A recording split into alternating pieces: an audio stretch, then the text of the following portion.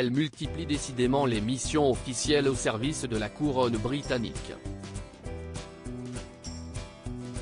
Après ses voyages réussis au Botswana, au Malawi, au Rwanda et en République démocratique du Congo, une première pour un membre de la famille royale, c'est au Zoo de Londres que s'est rendue Sophie de Wessex, ce jeudi 24 novembre.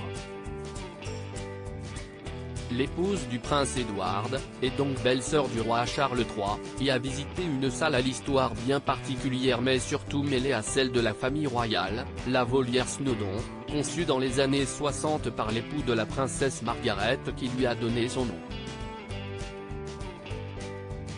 Récemment rénovée, la volière accueille désormais de nouvelles espèces qui devraient faire le bonheur des familles britanniques, nombreuses à se rendre au zoo pendant les fêtes de fin d'année. La volière Snowdon accueille effectivement plus d'oiseaux mais des singes et des primates.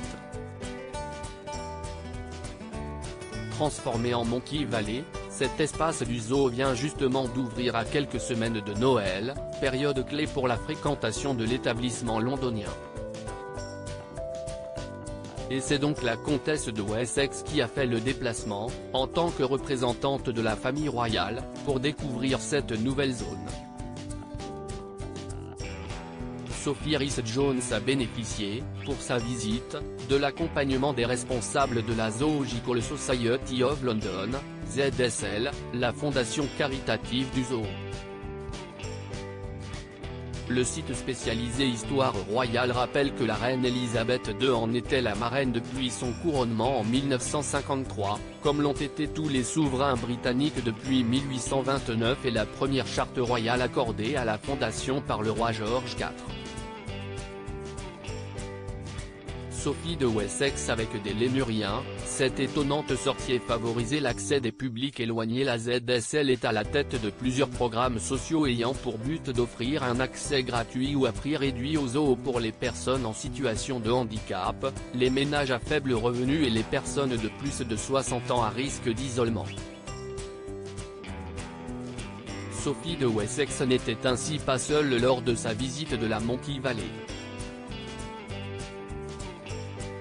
L'épouse du prince Edward, qu'Elisabeth II avait fini par considérer comme sa deuxième fille, a découvert les nouveaux animaux présents en compagnie d'un groupe d'enfants hospitalisés, ces derniers étant bien évidemment sous la surveillance des équipes de soins palliatifs et de leurs infirmiers.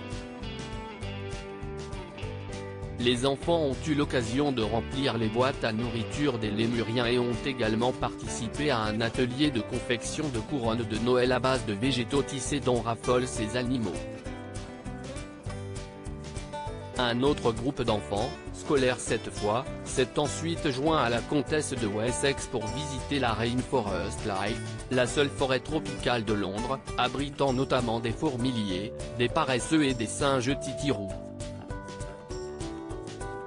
De quoi émerveiller petits et grands, à en croire les clichés de la journée. Sophie Rhys-Jones, tout sourire, semble elle aussi avoir apprécié la visite.